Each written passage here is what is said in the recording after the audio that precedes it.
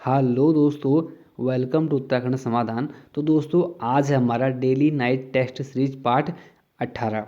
तो चलो इसमें भी देखते हैं महत्वपूर्ण 10 प्रश्नों को आप लोग जवाब देते रहें। ठीक, तो हम शुरू करते हैं। चलो आज के इस पार्ट 18 को। तो वीडियो को पहले लाइक कर दें और अपने दोस्तों ज़रूर शेयर करें। तो चलो शुरू करते हैं। पहला प्रश्न है कि बलवंत मनराल का संबंध किस जिले से है। तो आप लोग फटाफट जवाब देते रहें जितने भी लोग लाइव हैं।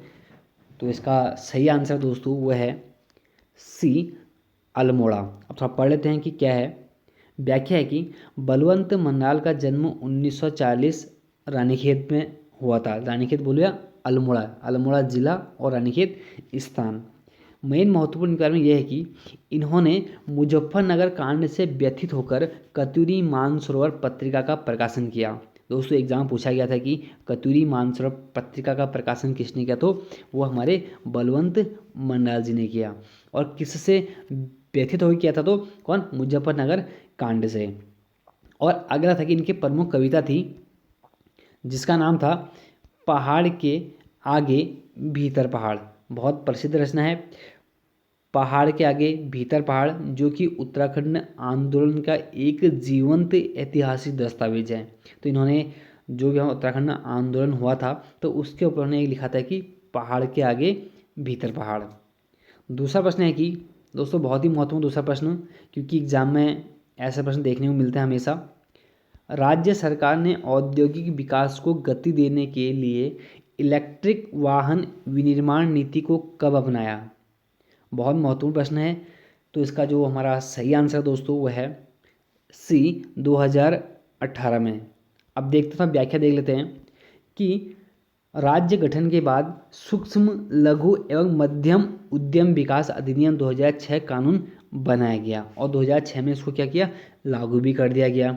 और उसके बाद कुछ महत्वपूर्ण औद्योगिक काम हुए, जैसे कि मेगा टेक्सटाइल पॉलिसी 2014 में लागू हुई, मेगा फूड पार्क प्रोत्साहन नीति, मेगा औद्योगिक व निवेश नीति, सूक्ष्म लघु व मध्यम उद्योग नीति, ये 2015 में लागू हुई थी। देखिए दोस्तों याद कर ही लें, क्योंकि एग्जाम में ऐसे क्वेश्चन हमेशा बनते हैं, कुछ उटपटांग क्वेश्चन, तो यही क्वेश्चन होते हैं नंबर बढ़ाने वाले। तो देखिए ना, 2014 में, 2015 में, उसका सीधे 2018 में कौन कौन। एक तो मैंने पूछा कि आपसे इलेक्ट्रिक वाहन विनिर्माण, ठीक। उसके बाद कुछ और भी थे, बृहद औद्योगिक पूंजी निवेश व रोजगार प्रोत्साहन नीति पहला, एमोरा पार्क नीति दूसरा, पर्यटन नीति तीसरा। कब, 2018 में जो महत्वपूर्ण हुए थे। आपको पता है ना कि पहली पर्यटन नीति हमारी अप्रैल 2001 में सरकार द्वारा लागू की गई थी। उसके बाद दूसरी पर्यटन नीति 2018 में लागू हुई, और जिसका महत्वपूर्ण यह है कि आपको याद करना ही करना है। और जो मैंने पूछा था इलेक्ट्रिक वाहन विनिर्माण नीति और स्टार्टअप नीति, ये 2018 में, सबके सब आपको याद कर लेने हैं। तीसरा प्रश्न है कि उत्तराखंड का पहला इंटरनेशनल एयरपोर्ट कौन सा बना। तो आपको जवाब देना है फटाफट। तो इसका जो हमारा सही आंसर है दोस्तों वो तो है बी, पंतनगर। अब तो जान लेते हैं व्याख्या कि उत्तराखंड का पहला इंटरनेशनल एयरपोर्ट 31 जुलाई 2020 को पंतनगर बना, जिसको हम फूलबाग के नाम से भी जानते हैं। पंतनगर एयरपोर्ट का निर्माण 2008 में हुआ था। पहली बात तो ये भी महत्वपूर्ण है, पूछा जाएगा कि पंतनगर एयरपोर्ट का निर्माण कब हुआ, तो 2008 में हुआ। और उसके बाद जोलीग्रांट देहरादून सबसे बड़ा और सबसे पुराना हमारा एयरपोर्ट है। और नैनी सैनी हमारे पिथौरागढ़ में है, जो कि सीमांत जिले में मौजूद है। गौचर हमारा चमोली में है। और चिन्यालीसौड़ एयरपोर्ट हमारा उत्तरकाशी में, जिसको माँ गंगा एयरपोर्ट के नाम से भी हम जानते हैं। तीसरा प्रश्न है कि भोटिया की एक उपजाति जाड़ किस जिले में रहती है। दोस्तों कल मैंने भोटिया पर बताई थी वीडियो में, ना क्यों नहीं एक बार पूरे पहले भोटिया को ही जो टॉपिक है क्लियर कर लिया जाए। आप लोग पढ़ लेना भोटिया के बारे में, कल भी प्रश्न लेके आऊँगा मैं। तो भोटिया की एक उपजाति जाड़ किस जिले में निवास करती है, तो कल भी दिया था मैंने। तो इसका जो हमारा सही आंसर है वो है सी, उत्तरकाशी। तो आज जान लेते हैं व्याख्या। व्याख्या की जाड़ उपजाति उत्तरकाशी में निवास करती है, पहली बात। और इनका जो मूल गांव है हमारा वो जादूंग भगीरथी घाटी में है। और भागीरथी घाटी में भी जनक ताल के पास स्थित है। आपको यहाँ से दो चीज़ याद रखनी है कि भागीरथी घाटी और जनक ताल। तो इसका मतलब जनक ताल हमारे कहाँ है, तो उत्तरकाशी में है।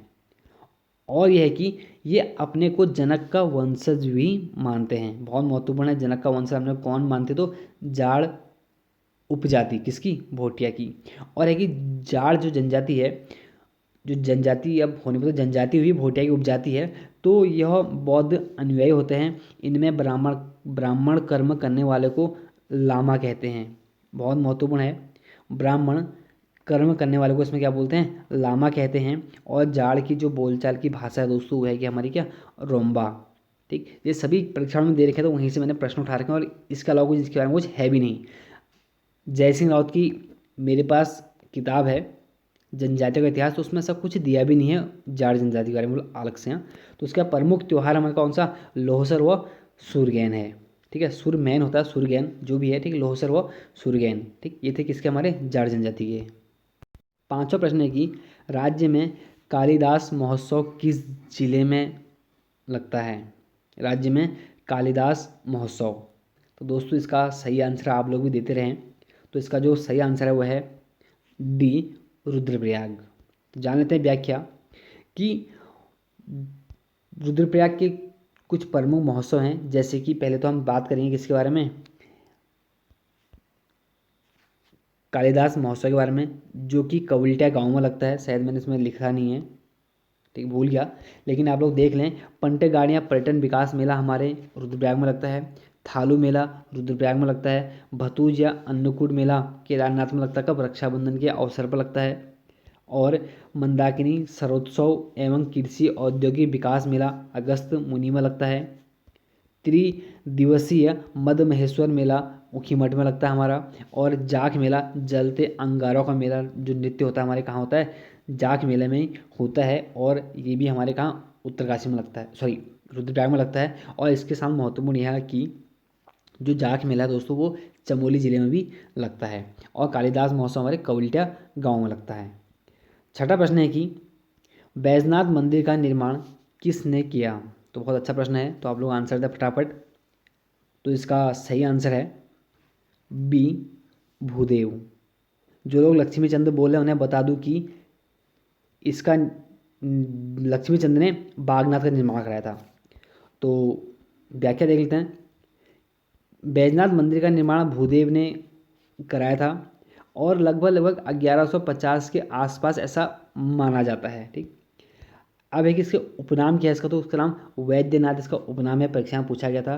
प्राचीन नाम इसका कार्तिकेयपुर हो गया था, क्योंकि कार्तिकपुर का निवास, कतुरी का निवास स्थान उसको माना जाता था, इसलिए इसको कार्तिकेयपुर भी कहते हैं। और जो मंदिर शैली है दोस्तों, वो हमारे नागर शैली में है, जहाँ पर कि 18 मंदिर समूह हैं। और संगम की बात करें तो यहाँ पर गोमती व गरुड़ गंगा का हमारा संगम होता है, बहुत महत्वपूर्ण है। और मंदिर के समीप ही हमारा एक चौपड़ चबूतरा स्थित है। और राज्य की पहली कृत्रिम झील हमारी, तो हमारी बैजनाथ झील ही है, जो कि हमारे किस पर, गोमती नदी पर हमारी बनी हुई है। सातवां प्रश्न है कि सर्वाधिक पर्यटन किस ग्लेशियर में आते हैं। तो आप लोग फटाफट जवाब देते रहें। तो इसका जो सही आंसर है दोस्तों, वो तो इसमें लिखा ही नहीं है। ठीक, तो इसका जो हमारा सही आंसर होगा, कोई नहीं हो जाएगा। तो इसका जो हमारा क्या है, हमारा पिंडारी ग्लेशियर। ठीक, तो अब व्याख्या जान लेते हैं कि उत्तराखंड का सबसे बड़ा ग्लेशियर, उत्तराखंड का दूसरा सबसे बड़ा ग्लेशियर हमारा पिंडारी ग्लेशियर ही है। तो आप लोग थोड़ा सही कर लें, इसमें छूट गया। और जो अधिकतम भाग है इसका हमारा कहाँ, बागेश्वर में आता है, और चमोली और पिथौरागढ़ में। टेलीग्राम पे मैं इसको सही करके दे दूंगा, आप लोग नोट कर लेना। उसके बाद है कि त्रिशूल नंदा देवी नंदाकोट पर्वतों के मध्य में हमारा कौन सा, पहले लिख दूँ मैं, पिंडारी ग्लेशियर। कहीं लग रहा है बाद में गलत हो जाएगा ना हमारा, पिंडारी ग्लेशियर। ठीक, तो त्रिशूल नंदा देवी नंदाकुट पर्वतों के मध्य में है। और पिंडर नदी का उद्गम हमारे कहाँ से होता है, तो इसी पिंडारी ग्लेशियर से ही होता है। और सर्वाधिक पर्यटन हमारे कहाँ, तो पिंडारी में ही आते हैं। और पिंडर नदी का जो पिंडर घाटी का जो हमारा अंतिम गांव है, वो हमारा कौन सा, खाती गांव है। ठीक, नोट कर लें आप, बाकी टेलीग्राम पर भेज दूंगा सही करके।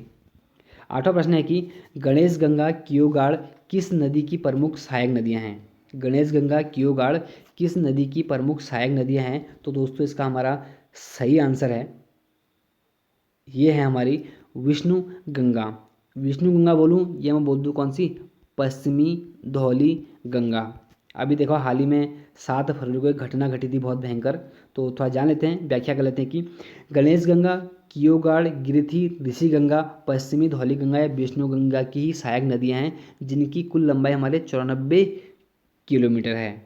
और जो कि हमारी कौन, यह पश्चिमी धौली गंगा या विष्णु गंगा हमारी धौलागिर श्रेणी की कुनकुल क्षेत्र से निकलती है। और पश्चिमी धौली गंगा या विष्णु गंगा का जो संगम होता है वो अलकनंदा के पास विष्णु प्रयाग में होता है। और जो कि 500 प्रयागों में सबसे ऊंचा प्रयाग हमारा विष्णु प्रयाग ही है, जिसकी समुद्र तल से ऊंचाई 1372 मीटर है। 9वां प्रश्न है कि कॉर्बेट का प्रवेश द्वार किसे कहा जाता है। तो इसका जो सही आंसर दोस्तों हमारा क्या है, डी, ढिकाला। प्रवेश द्वार मैंने वीडियो बना रखी है, आप लोग देख सकते हैं प्ले स्टोर में जाके। व्याख्या है कि कॉर्बेट का प्रवेश द्वार ढिकाला को बोलते हैं, और हर की दून का प्रवेश द्वार दोस्तों पुरौला घाटी को बोलते हैं, और पुरौला घाटी का वरदान बोलते हैं किसको, कमल नदी को। देवभूमि उत्तराखंड का प्रवेश द्वार दोस्तों हरिद्वार को बोलते हैं, और टिहरी गढ़वाल का प्रवेश द्वार मुनि की रेती को हम बोलते हैं। हिमालय की द्वारिका द्वाराहाट को बोलते हैं, और जागेश्वर के ज्योतिर्लिंग का प्रवेश द्वार दंडेश्वर महादेव को हम बहुत जानते हैं इस नाम से। दंडेश्वर महादेव को हम जागेश्वर के प्रवेश द्वार के नाम से हम जानते हैं। उसके बाद जौनसार बाबर का प्रवेश द्वार हमारा कौन सा, कालसी है। देखते हैं 10वां अंतिम प्रश्न कि कुमाऊनी भाषा में लिखित ताम्रपत्र किस चंद्र राजा का मिलता है।